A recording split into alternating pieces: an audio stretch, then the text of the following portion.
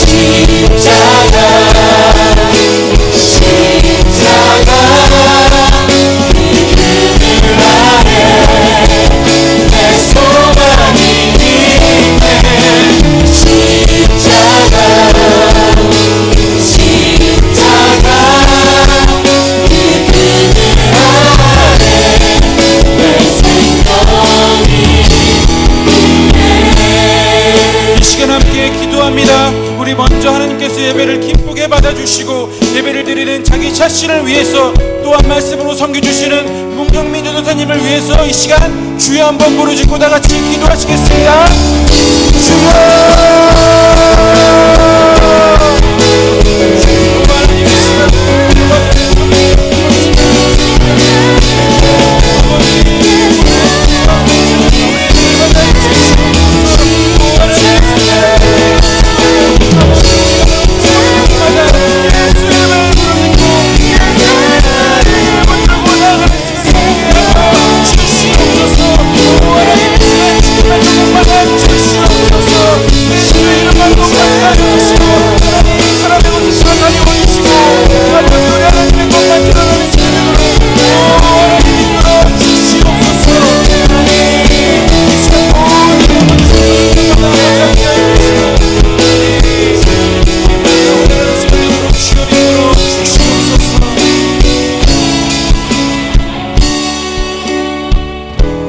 사랑의 하나님, 오늘도 귀한 주일 저녁 예배를 허락해 주셔서 온 청년들이 함께 모여 기도와 찬양으로 예수님께 영광 돌리게 해주심에 감사합니다.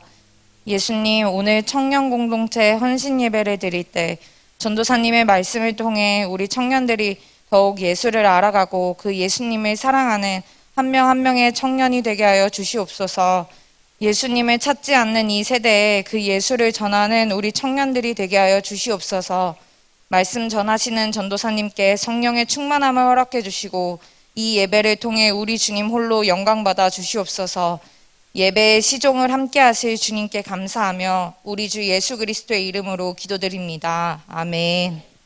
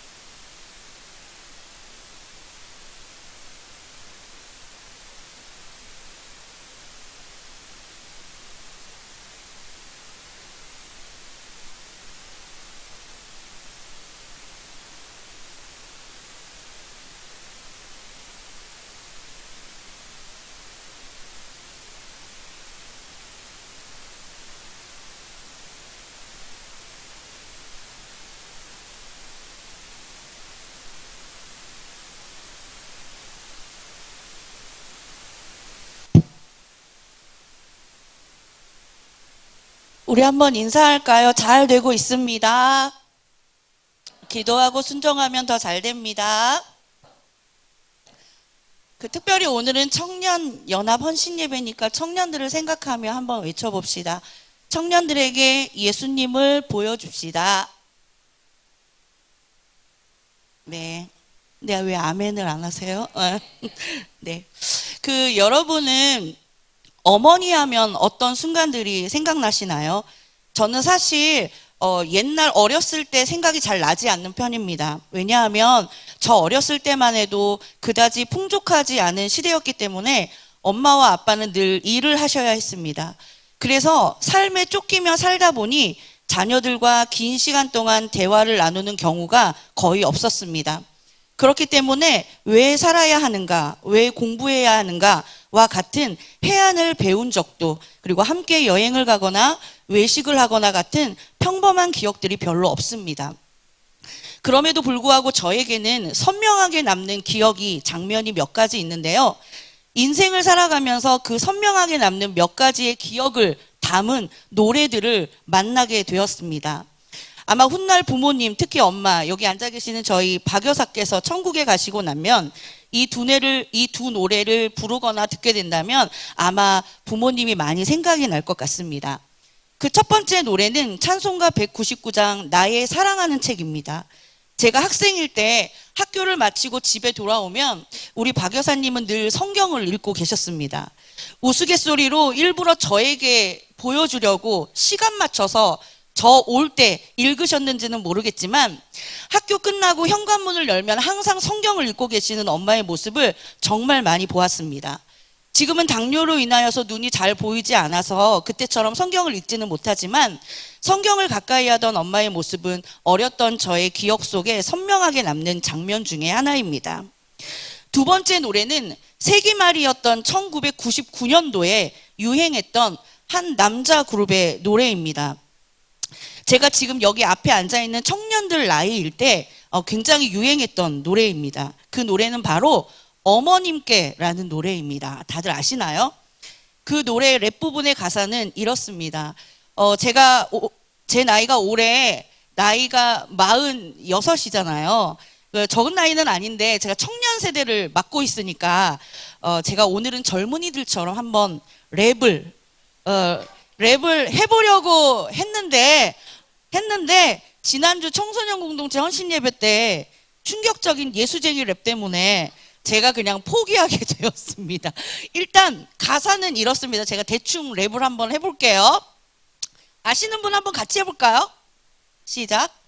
어려서부터 우리 집은 가난했었고 남들 다 하는 외식 몇 번 한 적이 없었고 일터에 나가신 어머니 집에 없으면 언제나 혼자서 끓여 먹었던 라면. 그러다 라면이 너무 지겨워서 맛있는 것 좀 먹자고 대들었었어.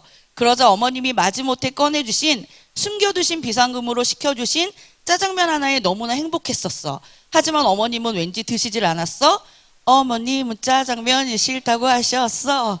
어머님은 짜장면이 싫다고 하셨어. 이런 내용입니다. 어렸을 때 제 기억에 저희 집은 오늘날로 말하면 하우스 푸어였어요. 그래서 살고 있는 집은 꽤 괜찮았던 것 같은데 정말 희한하게 집에 현금은 없었습니다. 그래서 풍족한 용돈은커녕 외식은 정말 졸업식이나 운동회 때 아니면 기억이 없을 정도였습니다. 그때 국민 외식은 거의 짜장면이었죠. 근데 제 기억에 저희 집은 식구 인원만큼 짜장면을 시킨 적이 거의 없었던 것 같아요. 일단 짜장면이 배달이 되면 저희들 앞에 한 그릇씩 딱 놔주시고 엄마는 이렇게 젓가락을 한 젓가락씩 이렇게 덜어서 이렇게 드셨던 기억이 납니다. 그래서 저는 진짜로 우리 박 여사가 짜장면을 싫어하는 줄 알았어요. 그런데 이제 먹고 살만해지고 무엇보다 저 자신이 철이 들고 나니까 왜 우리 엄마는 식구수대로 짜장면을 시키지 않았는지가 깨달아지게 되더라고요. 현재 저희 박 여사는 짜장면을 시켜드리면 한 그릇 뚝딱은 물론이고 밥까지 비벼 드십니다. 그 정도로 짜장면을 좋아하십니다. 참으로 우리네 인생은 그런 것 같습니다. 나의 어렸던 자아 그리고 철이 없던 내 생각과 내 눈이 어떠한 계기로 인하여 벗어지고 철이 들지 않는 한 짜장면을 100그릇, 1000그릇, 10,000그릇을 먹어도 왜 우리 엄마는 짜장면을 싫다고 하는지, 왜 우리 엄마는 사람 수대로 짜장면을 시키지 않는지를 절대로 깨닫지 못하게 됩니다. 오늘 성경 본문에서 나오는 한 사람 사울도 바로 이러한 결정적인 순간을 맞이하게 됩니다. 사울이 그동안 살아왔던 삶의 가치, 그리고 삶의 체계, 그리고 그동안 그가 배우고 믿어왔고 절대적이라고 생각했던 그의 신학과 사상이 무너지고 새로운 진리, 새로운 가치, 그리고 새로운 체계, 새로운 사상이 초자연적인 역사로 인하여 사울 그에게 주어지게 됨을 볼 수가 있습니다. 저는 그래서 오늘 여러분과 함께 사울의 무엇이 무너지게 되었고 사울의 무엇이 새롭게 되었으며 그리고 무엇이 사울을 그토록 변하게 만들었는지 사도행전 9장의 말씀을 가지고 은혜를 나누기를 원합니다. 성경에서 사울의 이름이 처음 등장하게 된 때는 초대교회 7 집사 중에 하나였던 스데반 집사의 죽음의 현장에서 그의 이름이 첫 등장하게 됩니다. 우리 다 같이 사도행전 7장 58절에서 8장 1절 상반절까지 함께 읽어보도록 하겠습니다. 시작. 성 밖으로 내치고 돌로 칠세 증인들이 옷을 벗어 사울이라 하는 청년의 발 앞에 두니라. 그들이 돌로 스데반을 치니 스데반이 부르짖어 이르되 주 예수여 내 영혼을 받으시옵소서 하고 무릎을 꿇고 크게 불러 이르되 주여 이 죄를 그들에게 돌리지 마옵소서 이 말을 하고 자니라. 사울은 그가 죽임 당함을 마땅히 여기더라. 아멘. 사도 바울은 빌립보서 3장에서 자기 자신에 대해서 고백하기를 나는 8일 만에 할례를 받은 사람이며 히브리인 중에 히브리인이고 율법으로는 바리새인이요 열심으로는 교회를 박해하고 그리고 율법의 의로는 흠이 없는 자라고 자신을 소개합니다. 그리고 갈라디아서 1장 14절 한번 띄워주실래요? 갈라디아서 1장 14절에서는 이렇게 이야기합니다. 내가 내 동족 중 여러 연갑자보다 유대교를 지나치게 믿어 내 조상의 전통에 대하여 더욱 열심히 있었으나 라고 자기 자신에 대해 이야기를 합니다. 이렇게 유대교에 정통한 사울이었기 때문에 이스라엘과 유대 사회를 어지럽히고 또 모세와 하나님을 모독했다는 이유와 그리고 모세가 유대인들에게 전하여 준 규례, 즉 율법을 고치겠다는 혐의로 사람들에게 잡혀온 스데반이라는 사람, 그리고 그 스데반이 최후의 진술을 하는 그 엄청난 현장에 사울이 있었던 것은 아마 당연했을 것입니다. 그 현장에서 스데반은 자신이 잡혀온 혐의에 대해 변증하는 것을 시작으로 유대인 너희들이 조상들과 같이 성령을 거스른 죄, 유대인 너희들이 조상들과 같이 의인을 핍박한 죄, 유대인 너희들이 조상들같이 율법을 지키지 않은 죄를 지적하며 차근차근 설교를 이어나갑니다. 무엇보다 나사렛 예수라는 존재는 이미 저주의 상징인 십자가에서 못 박혀 죽은 존재인데 이미 죽어버린 그 나사렛 예수가 부활하여서 하나님 우편에 서 있다라고 이야기하는 스데반의 설교는 그곳에 있는 온 회중뿐만 아니라 그 현장에서 스데반의 설교를 처음부터 끝까지 듣고 있던 사울의 마음을 요동치게 만들었고 그의 마음 가운데 큰 불편함을 얹어주었습니다. 그리고 그 불편함을 넘어서 그의 마음 가운데 위협과 살기 그리고 분노를 심어주게 된 것입니다. 왜냐하면 이 스데반의 설교는 그동안 사울이 믿어왔고 살아왔던 율법 중심주의적 사고와 가치관 그리고 그의 삶을 완전히 부정당하는 것이었고 그가 믿어왔던 모든 것이 완전히 거짓이었다라고 말하는 것 같은 엄청난 충격적인 말이었기 때문입니다. 그래서 사울은 스데반의 설교가 너무나 불편하고 싫었습니다. 그래서 그는 이렇게 결심하고 행동합니다. 우리 사도행전 9장 1절 2절을 함께 읽어보겠습니다. 시작. 주의 제자들에 대하여 여전히 위협과 살기가 등등하여 대제사장에게 가서 다메섹 여러 회당에 가져갈 공문을 청하니 이는 만일 그 도를 따르는 사람을 만나면 남녀를 막론하고 결박하여 예루살렘으로 잡아오려 함이라. 아멘. 사울은 스데반의 설교로 인하여 그동안 그가 믿어왔고 살아왔던 그의 사고와 가치관 그리고 삶을 부정당했다고 생각했기 때문에 사울의 내면에 있는 그의 분노와 살기가 그를 예루살렘에서 6일을 힘껏 달려가야만 도착할 수 있는 다메섹에까지 그를 이르게 만듭니다. 스데반이 죽었을 때의 그 죽음의 현장에서는 스데반을 향해 돌을 던지는 사람들의 그냥 옷까지만 받아두는 정도였지만 스데반의 설교로 인하여서 사울은 관망자에서 핍박자와 살인자의 모습으로 발전하게 됩니다. 그런 사울에게 오늘 어떠한 초자연적인 사건이 호련히 임하게 됩니다. 우리 사도행전 9장 3절을 읽어보겠습니다. 사울이 길을 가다가 다메섹에 가까이 이르더니 호련히 하늘로부터 빛이 그를 둘러 비추는지라. 아멘. 호련히 하늘로부터 초자연적인 빛이 비추는데 그 빛이 사울을 둘러쌉니다. 유대인들은 구약 성경을 통째로 외우고 그리고 공부하고 연구하는 사람들이었기 때문에 유대인이었던 사울에게 이 초자연적인 풍경은 아주 낯설거나 상상할 수 없는 장면은 아니었습니다. 사울은 우리가 지난 금요철의 예배 때 배우고 들었던 에스겔서처럼 사울은 종말론적 묵시문학을 꿰뚫고 있었던 유대인이었기 때문에 하늘로부터 이렇게 초자연적인 빛이 비추는 것이 어떠한 의미인지를 알고 있었습니다. 바로 신의 현현의 순간이었던 것입니다. 그래서 사울은 즉시 곧바로 자신의 몸을 땅에 엎드립니다. 우리 4절을 계속해서 읽어보겠습니다. 땅에 엎드려서 들음에 소리가 있어 이르시되 사울아 사울아 내가 어찌하여 나를 박해하느냐 하시거늘. 아멘. 하늘로부터 비추인 초자연적인 빛 앞에서 사울은 어디에 엎드린다고 나와 있죠? 바로 땅에 엎드렸다고 나옵니다. 그렇게 잘났던 사울이 빛 앞에서 땅으로 꼬꾸라집니다. 땅은 우리 인간의 출처이죠. 그러기에 사울이 땅에 엎드렸다고 성경이 말하는 것은 인간이 얼마나 아무것도 아닌 존재인지를 알려주는 동시에 사울이 자신의 모습 날 것 그대로 하나님 앞에 벌거 벗겨졌다는 것입니다.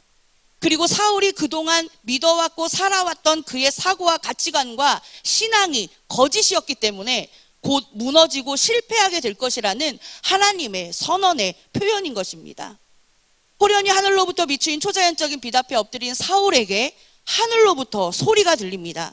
아까도 말씀드렸지만 유대인들은 종말론적 묵시문학을 꿰고 있다고 했죠.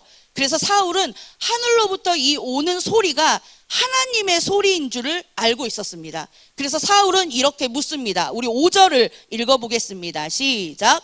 대답하되 주여 누구시니까? 이르시되 나는 내가 박해하는 예수라. 사울은 그동안 예수님을 주님으로 하나님으로 고백하지 않은 사람이었어요.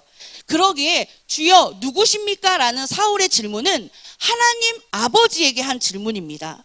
주여 누구십니까? 라는 사울의 질문에 그 빛 가운데에서 나오는 소리가 사울에게 이렇게 응답을 해줍니다. 나는 네가 박해하는 예수라. 나는 네가 박해하는 예수라. 바로 이 순간이, 이 계기가, 이 음성이, 이 소리가 사울이 그동안 들어왔고 믿어왔고 살아왔던 삶의 가치관과 사상을 완전히 무너뜨리게 만들어줍니다. 그리고 사울이 알고 있던 하나님에 대한 기존의 이해를 완전히 변화시킵니다. 내가 그동안 기다렸던 메시아가 이 예수였다니, 내 살과 내 피를 먹어야 살 것이다, 나는 하늘에서 내려온 생명의 떡이다라는 신성모독의 어처구니 없는 말을 해대므로 당연히 저주받아서 십자가에서 죽은 나사렛 사람 예수, 목수였던 그 예수, 낡고 초라하고 평범하기 그지없던 그 예수가 내가 기다리고 고대했던 그 메시아라니, 사울은 완전히 깨져버린 것입니다. 완전히 무너졌습니다. 사울의 사상과 철학과 신학이 완전히 깨지고 무너지게 된 것입니다. 그가 그동안 닫혀 있어서 보아도 보지 못하고 들어도 듣지 못했던 사울의 눈과 귀가 그에게 호련히 찾아오신 예수 그리스도로 인하여 완전히 열리게 된 것입니다. 이 순간이, 이 음성이 얼마나 사울에게 충격적이었냐면 우리 9절을 보면 알 수가 있어요. 우리 9절을 한번 읽어볼까요? 시작. 사흘 동안 보지 못하고 먹지도 마시지도 아니하니라. 아멘. 이 충격적인 예수님의 음성은 사울의 목구멍으로 음식이 들어가지도 못하게 만들었고 숟가락을 들 힘조차도 그에게 들지 못하게 만들었던 것입니다.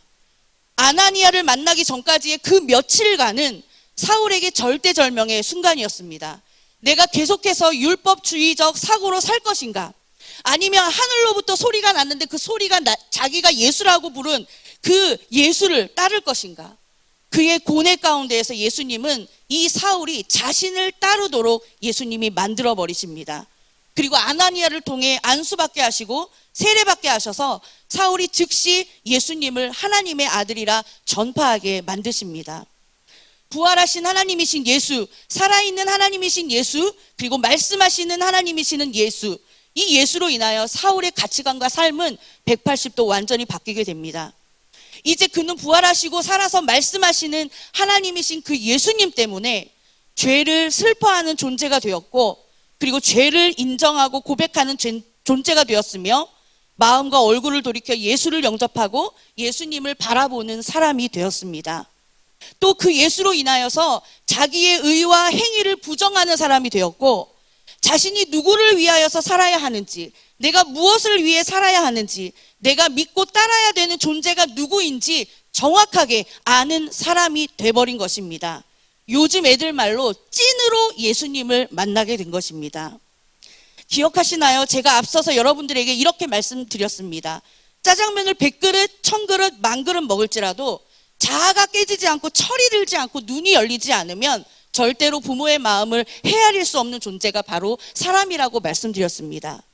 자신의 가치관과 삶을 부정당하였다고 생각하여 예수를 믿는 도당을 없애고자 했던 사울, 그리고 자기가 믿어왔고 알아왔던 진리가 유일무이한 진리라고 믿어왔던 사울에게 우리 예수님은 초자연적인 빛으로, 소리로 스스로 현현하셔서 어리석은 사울에게 직접 나타나시고 말씀해 주시고 깨닫게 해주셨습니다.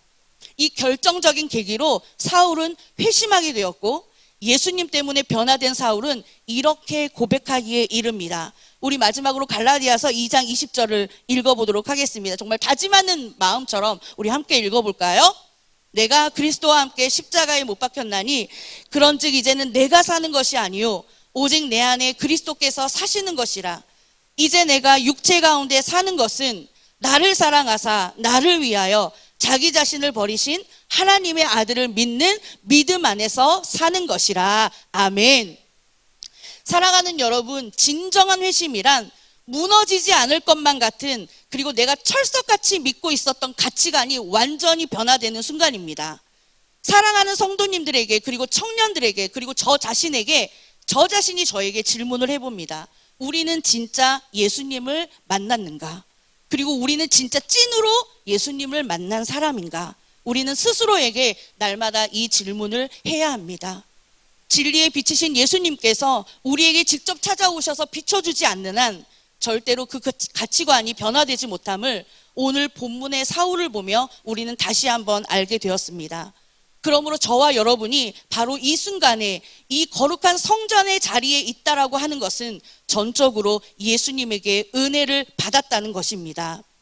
은혜를 받았지만 또 우리가 미리 알고 있어야 할 것은 예수님을 나의 구원자로 믿어 삶의 모든 시간을 최선을 다해 살아간다 할지라도 여전히 죄악된 세상의 구조 속에서 살아가야만 하는 우리는 여전히 큰 돈을 벌지 못할 수도 있고, 여전히 질병이 우리에게 찾아올 수도 있으며, 예수님 때문에 취업과 결혼이 더디어질 수 있으며, 핍박과 조롱이 계속 주어질 수 있다는 것입니다. 삶의 모든 순간이 내 생각처럼 딱딱 들어맞지 않을 수 있습니다. 사울이 스데반의 설교를 통하여서 큰 불편함과 갈등을 느꼈듯이 저와 여러분도 신자로서 불편함과 갈등과 회의와 그리고 질문이 생겨날 수 있습니다. 그럼에도 불구하고 이 불편함과 갈등과 회의와 질문이 그 누가 아닌 지금도 살아계셔서 우리 가운데 역사하시는 전능하신 하나님이신 예수님에게로부터 온 것이라면 우리는 그동안 믿어왔고 살아왔고 들어왔던 내 신념과 가치와 생각을 내려놓고 내 인생 최고의 가치이신 예수님을 믿고 따라야 할 것입니다. 아멘. 그리고 그렇게 사는 것이 남들 눈에 바보처럼 보인다 할지라도 이렇게 사는 것이 나의 간증이고 나의 찬송이라고, 그래서 나 사는 날까지 그 예수님을 끊임없이 찬송하겠다라고 노래해야 할 것입니다. 이제 설교를 마치도록 하겠습니다. 코로나19로 인하여 우리는 신자로서 새로운 불편함과 갈등과 핍박과 환난을 맞닥뜨리게 되었습니다. 그러나 신자에게 주어지는 이러한 환난과 어려움은 어제 오늘의 이야기가 아닙니다. 어제도 있었고 오늘도 있으며 내일도 있을 것입니다. 우리 주님이 이 땅에 다시 오시기 전까지 앞으로도 계속될 것입니다. 그러나 바라기는 그때에도 저와 여러분에게 최고의 가치는 예수님이기를 소망해 봅니다. 그리고 그때에도 저와 여러분이 이 예수님을 끊임없이 여전히 찬송하기를 소망해 봅니다. 살아가는 날 동안 짓는 것이 죄밖에 없을지라도 저와 여러분이 이 썩어질 육체 가운데 사는 것은 나를 사랑하사 나를 위하여 자기 자신을 버리신 하나님의 아들 예수 그리스도를 믿는 믿음으로 살아나가야 할 것입니다. 비록 매일 넘어지고 매일 실패할지라도 주저앉지 말고 우리의 날 것 그대로의 모습을 가지고 매 순간 예배의 자리 예수님 앞에 나와야 할 것입니다. 그리고 내 마음의 문설주에 발라져 있는 예수, 어린 양 예수의 보혈에 날마다 내 손을 대고 회개해야 할 것입니다. 이렇게 살아간다면 우리는 우리에게 주어진 시간과 공간 속에서 나를 통해 일하시는 전능하신 예수님의 완벽하고도 완전한 계획을 경험하게 될 것입니다. 이 때문에, 이 예수님 때문에 사도 바울은 2000년이라는 어마어마한 시간이 지났음에도 불구하고 여전히 저와 여러분에게 회자되어 가고 있습니다. 이 예수님을 계속해서 찾고 두드리고 구하고 사랑하는 저와 여러분, 그리고 청년 여러분, 그리고 이들이 예수님을 쫓아갈 수 있도록 여기 계신 믿음의 선배들께서 예수님을 보여주시고 말씀해 주시기를 간절히 권면드립니다. 아멘. 기도하겠습니다.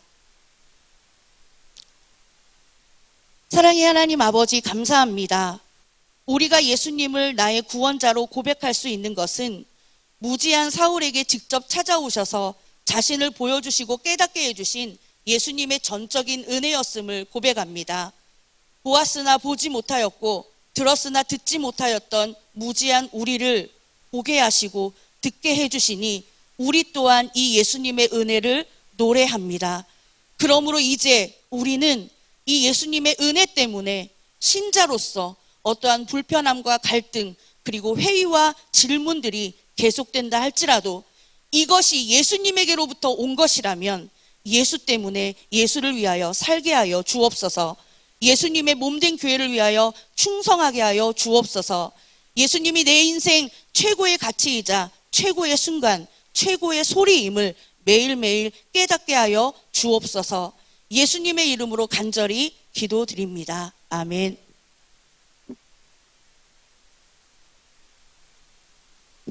준비하신 헌금 하나님께 드리신 뒤에 박성찬 형제 나와서 드려진 헌금을 위해 기도하겠습니다.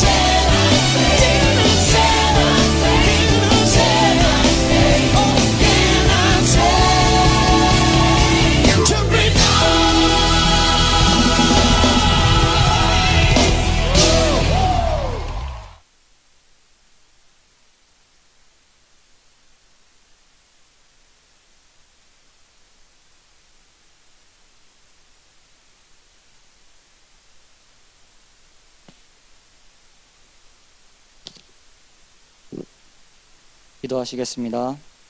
하나님 감사합니다. 오늘 저녁 예배를 청년부 헌신 예배로 드리게 하심에 감사합니다. 코로나로 인해 많이 힘든 가운데 있지만 이 자리에 나와 예배하는 저희를 축복해 주세요. 하나님, 오늘도 부족한 저희들 하나님께서 허락하신 물질의 일부를 드립니다. 이 물질 드릴 때 하나님께서 저희 마음을 기쁘게 흠양하여 주세요. 또 이 물질들 하나님의 뜻에 맞게 사용하셔서 사용되어지는 곳마다 그리스도의 향기가 나타날 수 있게 하옵소서. 오늘 예배를 드리고 돌아가는 발걸음 또한 하나님께서 지켜주시고 말씀을 들을 때마다 예수님 더 알아가는 평안교회가 되기를 원합니다. 항상 저희를 사랑하시는 예수 그리스도의 이름으로 감사드리며 기도드립니다. 아멘. 담임 목사님 나오셔서 광고와 축도로 청년 1, 2 공동체 연합 헌신 예배를 마치겠습니다. 우리 기도 한번 하시도록 하겠습니다. 청년들이 이렇게 나와서 헌신 예배를 준비하고 드리는 모습 보니까 참 너무 감사하고요.